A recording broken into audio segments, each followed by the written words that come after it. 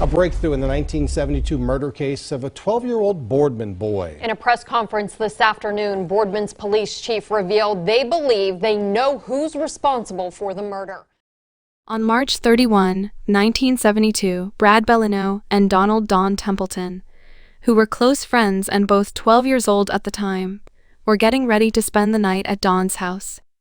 Like most young men their age, they had spent the entire day lazing around Boardman, Ohio, a suburban town in the U.S. state of Ohio. They had been together for 3 years prior, and during that time, they had even participated in baseball games together, with Don pitching, Brad as the catcher, and Don's father coaching the team. But when Brad's father insisted that he return home, their plans for the evening were derailed. Brad left Don's house around 7 o'clock. Nobody ever saw him alive again after that. Young Brad Bellino's friends and family would have to wait for the next 50 years to find out who was really to blame for his passing. Hi and welcome back to our channel. If you are new here, please consider subscribing, as it helps us motivate to create more intriguing content for you. The only boy in the family and the youngest of 5 children, Bradley Bellino was born. His birthday is April 7, 1959. Eliza, his mother, worked as a buyer for Lane Bryant, and Joseph, his father, worked various shifts at the nearby steel company Youngstown Shooting Tube. His parents raised him in Mahoning County, Ohio, where he was born. Joseph worked for Youngstown Shooting Tube, while Eliza was employed by Lane Bryant. He first met Don Templeton when he was in the 3rd grade, and the two got along well. Their bond has grown stronger through time to the point where it is now impenetrable. The two brothers had been friends for so long by the time they reached 6th grade that they had practically lived together every day. Brad and Don often took the bus together after school and spent many evenings eating supper together because of how late his parents frequently arrived home from work. After that, he would either take Don's parents home with him or be picked up by himself. He had both choices open to him. The guys went about their business as usual on March 31, 1972, acting as if nothing had changed. Due to the holiday, they had missed school over the Easter weekend. As a result, they spent the entire day together. The guys had been spending the night at each other's houses, alternating between the two places, during the short holiday. Like he did most nights, Brad stayed over for dinner before deciding to call his parents to let them know he would be spending the night at Don's house. Brad's older brother Ricky answered the phone and said he would pass along the information to Brad. But 20 minutes later, Brad's father called the Templeton residence and told Brad that he had to come back home right away. Brad decided at 7:30 that he would rather walk back than take the car. While his mother was out grocery shopping, Don's father was ill in bed. Brad's father, Joe, had just informed his son that he would be away for the evening, but that he expected Brad to arrive home before he returned from work. Mother of Brad was still employed.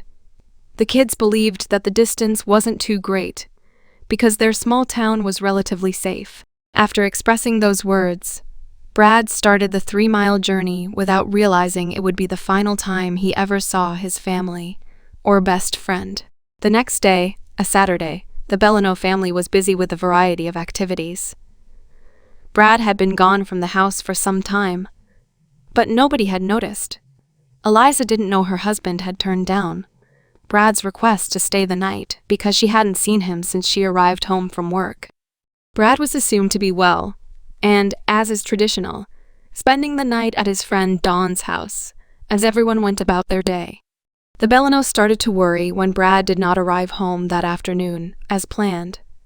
When they got in touch with Don's family, they discovered that Brad had already left their house on Friday night. The alarm went off right away, and the police were sent to the area, in and around the town of Boardman. Authorities started a thorough search operation, but the leads they found were unreliable. Despite the fact that Brad's family was well aware of his propensity to stray, they were worried when they didn't see him arrive home on Easter Sunday.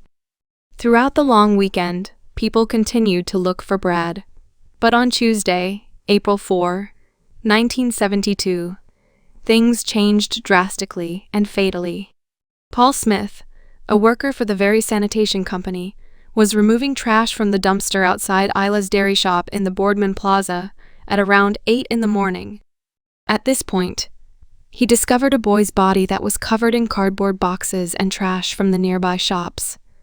Even though the missing youngster was just 12 years old, he quickly contacted the authorities, who showed up on the scene after learning that they had found the missing child. Detectives got in touch with Vice Squad member Tony D'Appolito of the Youngstown Police Department and requested him to come down and identify the deceased so they could receive confirmation. Brad's first cousin, D'Appolito, had been helping with the search for the missing child over the course of the weekend. He was able to prove that it was actually his cousin. When Brad's striped pants were located, they were found to be undone and dragged down below his hips. It was discovered that his head was lying flat on the ground and that his sneakers were acutely pointed upward. Brad had tied his own belt in an extremely tight knot around his neck. It was found. Brad's body was taken to Southside Hospital in Youngstown after the scene's evidence was gathered, where Dr. David A. Bellino inspected it. A doctor diagnosed Brad with having been murdered at 9 o'clock on Saturday night, a full day and night after he was reported missing. It was later discovered that Brad's stomach still contained trace amounts of partially digested chicken and pineapple, suggesting that the estimated time of death may have been off. The last supper Brad enjoyed at Don's place before he passed away was this one.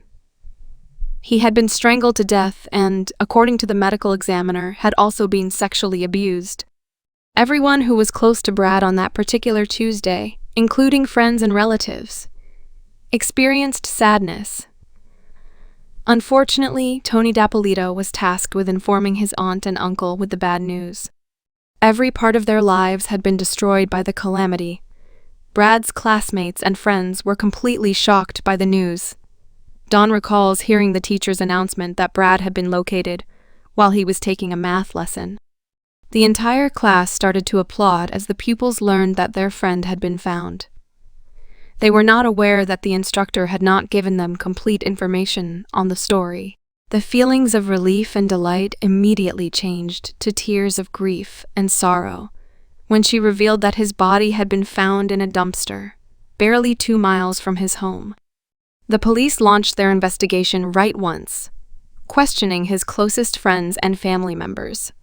First, including Don, who had been the last to see him. Don informed the investigators that a brown van had been following them on Friday. Don reported that it did. He was not the first to notice that the van was following them. Both of the guys were terrified and uneasy when they realized that the same van had followed them 3 or 4 times in a row. Don was convinced that the driver of the van was the one who had killed Brad since he had been after them, and waiting for a chance to ambush Brad in a dark place so he could take him. People who were adamant that they'd seen Brad on Saturday in and around the city gave other interviews.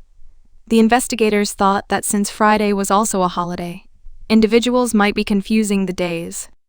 The investigation was continued, but there were no fresh leads, which meant that the DNA analysis was at a standstill, and that the case was beginning to fizzle out. The Templetons uprooted their existence and relocated to Tennessee in June of 1972. For the family, especially Don's mother, who hated herself for not being present to take Brad back to his house when he needed her to, the guilt had been too much. Life would eventually move on, but the tragedy that befell Brad Bellino will always hang over the Boardman neighborhood. The age of innocence has come to an end. Haltingly, in the year 2001, 29 years after Brad was killed, investigators decided to exhume his bones and gather DNA evidence. The biological samples that were taken from Brad's clothes and corpse were supposed to be used to create a DNA profile, using new technology and advancements in DNA, which may subsequently help them identify the person who killed Brad. They were able to collect biological evidence from Brad's body as well as the clothing he was wearing when he was killed. Forensic scientists used their knowledge to recognize the DNA sample that did not belong to Brad. The DNA that was discovered on his clothing and the alien DNA that was collected were identical. The DNA profile was entered into TWISTS by the investigators, but the database returned no findings. Although they had a sample, they had no leads despite having one. Detectives Jack Nichols and Bob Rupp were tasked in 2007 with Brad's investigation, as well as the 1,971,970 homicides of 13-year-old David and 15-year-old Thomas Beard. The three of these kids had all been killed between 1970 and 1975. Because they had made the most progress with his investigation over the years, both Nichols and Rupp started working on Brad's case. I found numerous names of people who had been persons of interest as I was looking through the case's files. The males in question were known to be sexual predators who preyed on young children at the time. A search warrant for DNA samples was successfully obtained by Nichols and Rupp, enabling them to compare the samples to the profile they had created. There was nobody on the system who met those requirements. Since there was no DNA match on that point, Nichols came to the conclusion that the murderer had either died soon after the crime, or had not committed any other murders. Once more, the years passed while the investigators pursued every possible lead, and repeatedly checked to see whether any new DNA matches had been created on CODI, based on the sample of the suspect's DNA that they had submitted. The investigation continued without success until 2018, when it at last made a significant step. Genetic genealogy testing was becoming more and more common in the context of criminal investigations, due to the technology's ability to connect DNA collected at crime scenes with DNA contributed by potential family members on genealogical websites. The inquiry also made use of the same equipment that had helped catch the Golden State Killer in 2018. They had to conduct a lot of testing because the technology was still in its infancy before they could be positive they had located the criminal.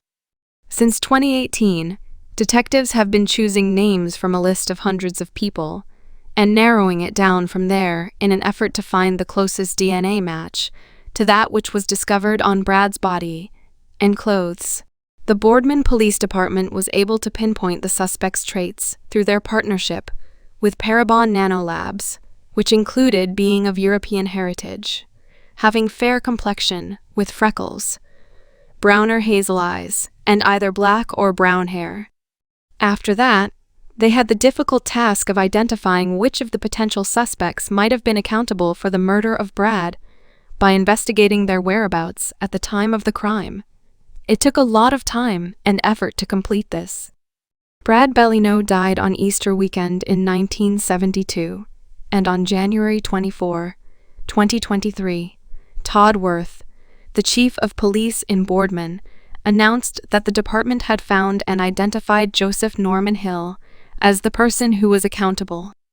But before this sentence was even written, Hill had already passed away in July 2019 from natural causes. Hill's DNA was found to be a 98% match to the DNA found on Brad's body and clothing. According to the detective's findings, Hill's sample was provided by a family member whose DNA was included in a genealogy website. The name of this relative has been concealed out of respect for their privacy. It was difficult to collect a sample that was 100% complete because Hill's body was cremated following his death. The sample was a precise portrayal of the culprit, according to a forensic expert who works for the Bureau of Criminal Investigation. Joseph Hill, according to a background check, was residing in Boardman at the time Brad was slain. He lived on Shadyside Drive and was at the time somewhere in the neighborhood of 32 years old. He had previously driven trucks for a business that made bottled water. He moved his family from Boardman to California in 1978 so that he might explore job chances there. Hill was only convicted of a criminal once, in Los Angeles in 1986, when he was accused of disorderly behavior and solicitation for a violent act. He had a wife, although they had been married for a while before she died in 1993. He had a very tiny or no family, and what little we know about him is at best incomplete. He will eventually move into a facility that offers supported living before he passes away in 2019. The case of the boy's murder has been a reoccurring nightmare for Bob Rupp ever since he saw the body of Brad Bellino being taken out of the trash. Bob Rupp is certain that the young man can rest in peace now that his killer has been identified. Chief Worth said that the investigation is still ongoing and he is requesting anybody who knew Joseph Hill close to the time Brad was slain to come forward with any information they may have. Thanks for watching.